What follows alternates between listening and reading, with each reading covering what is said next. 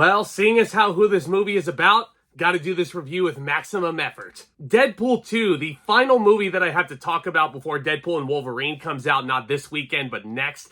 I've had such a great time going through this playlist and looking at all of those solo X-Men featured movies, but now we've reached the most recent. Deadpool 2 came out at a time that was incredibly wild. It's not just in my life, but in general, 2018 was a crazy year for movies. And I'm not just talking about a crazy year for one Josh Brolin, who played Cable in this, after Cable was teased in the amazing post-credits of the first Deadpool movie, which is one of my favorite comedies ever. Like, no joke, after thinking about it, that first Deadpool movie is a masterpiece. But keeping in mind, Deadpool 2 came out only 3 weeks after, Avengers Infinity War, also starring Josh Brolin as Thanos. That man had a hugely busy year. And comic book movies as a whole were shoved down our throats that year too. And us geeks were here for it. And this was a highly anticipated sequel. Ryan Reynolds, of course, comes back to star. David Leitch actually was directing this movie. Or as the James Bond opening credits sequence in this one goes, one half of the team that killed John Wick's dog. Like, I'm not even joking you. That James Bond sequence was so funny. So Deadpool is going through loss in his life. Vanessa has been killed. And along his path of revenge, Deadpool comes across a young, angry teenage mutant named Russell. Russell is played here by the excellent Julian Dennison, who is also great in Hunt for the Wilder People. Russell becomes the target of Cable, a genetically enhanced soldier from the future, or as Deadpool calls him, the Winter Soldier. Deadpool realizes that he'll need some help saving the boy from such a superior enemy. So he puts together a team with Bedlam, Shatterstar, Domino, and other powerful mutants, yes, including Peter, to form the X-Force, all to protect young Russell from Cable and his advanced weaponry. At least that's what this movie expects you to think it's about. Because the amazing thing about watching a Deadpool movie, like, throw all your expectations out the window. It makes you think that it's going one direction, but in the funniest possible way, it will subvert your expectations to such a crazy degree. I remember being incredibly excited going into this theater to watch this movie for the first time back in 2018. Man, I did not leave disappointed. Although I will recognize that this movie is not as great as the original one. That first Deadpool movie had a lot less going for it. It felt incredibly tight in story structure. Deadpool 2 is trying to do a lot more. And does every joke in Deadpool 2 land? No, but a good majority of them... As a theater actor, the fact that Deadpool and Weasel are holding an audition to see who joins the X-Force, God, that's one of my favorite scenes. Any powers that you want to tell us about? Oh no, I just saw the ad. I thought it looked like fun. You're in. Yeah. Can we talk about Karen Sony as Dopinder real quick? He gets so much more to do in Deadpool 2. This guy is ridiculously bloodthirsty, especially after kidnapping his romantic rival in the first movie. You want to talk about subverting expectations?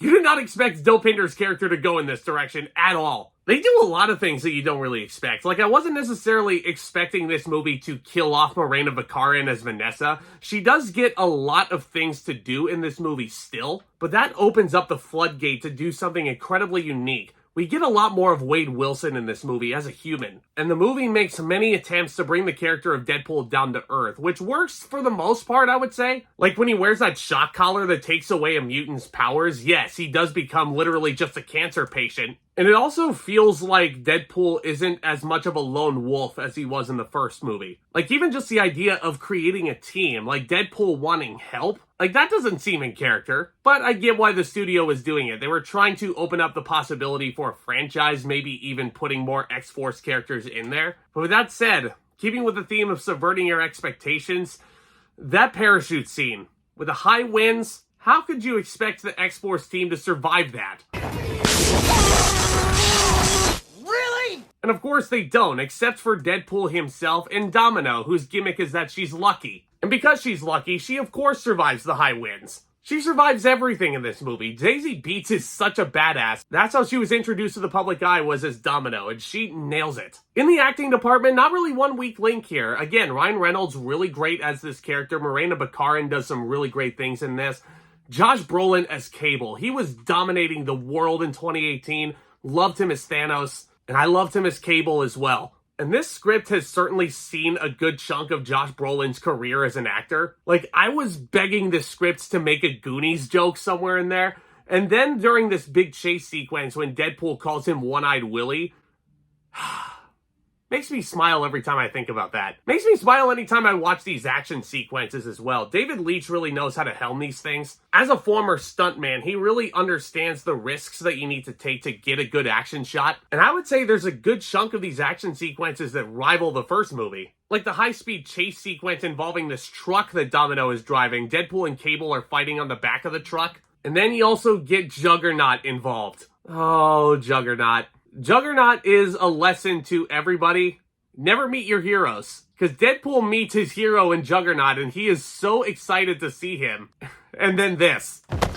I'm gonna rip you in half now. That is such a Juggernaut thing to say. I you not, the reaction in this theater when this happened. There was a multitude of just surprise and shock everywhere. Which then leads to, of course, the Basic Instinct stuff with the baby legs. Can't really unsee that, can you? But this also just goes to show you that this movie doesn't have to overly rely on CGI, but when they need it, it can either be really funny or it can be really epic. The eventual fight in the third act between Colossus and Juggernaut is a lot of fun. And the whole relationship between Deadpool and Colossus in this movie can be confusing for a lot of people. But again, talking about subverting expectations, I can't help but chuckle at it. Like, how about when Deadpool tries to recruit Colossus back onto his team for the third act with a Say Anything reference? Like, good lord, this is a bromance I never knew I needed. And that whole climax is very exciting as well. The action set pieces are phenomenal, Deadpool and Cable being incredibly crude to one another, Negasonic Teenage Warhead and her girlfriend showing up to also help out. It's a lot of fun, guys. I will say, though, I feel like my biggest issue with Deadpool 2 is not only the fact that it feels a little bit more bloated in the script,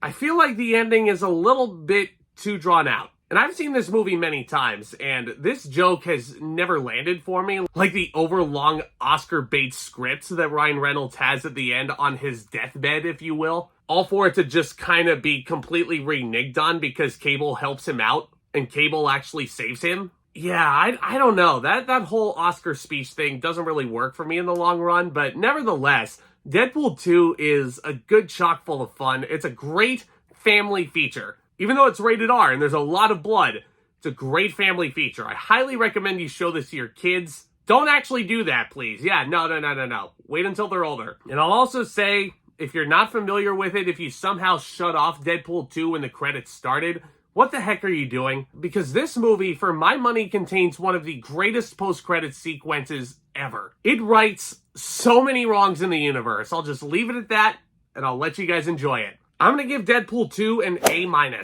So although it's not as strong as the first Deadpool movie, this is still a lot of fun.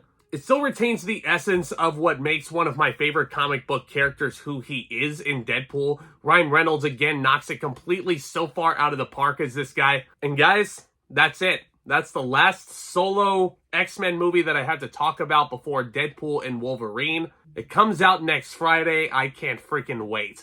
Let me know what your favorite X-Men movie is down in the comments section. Let me know who your favorite character is. Hit that subscribe button if you're new. Tap on that thumbs up as well if you want to talk about all great things in the cinematic world. Y'all are the best, guys. Stay tuned for more videos hitting the channel very soon. Again, I can't thank you guys enough for all the kind words as I've recovered through this COVID thing. If you guys missed my last video, I'm feeling so much better now. I can't wait to get back out there in a couple of days. And I can't wait to keep doing what I love over here, guys. Y'all are the best. Again, thank you again so much. And with all that being said, Back Talk, commence.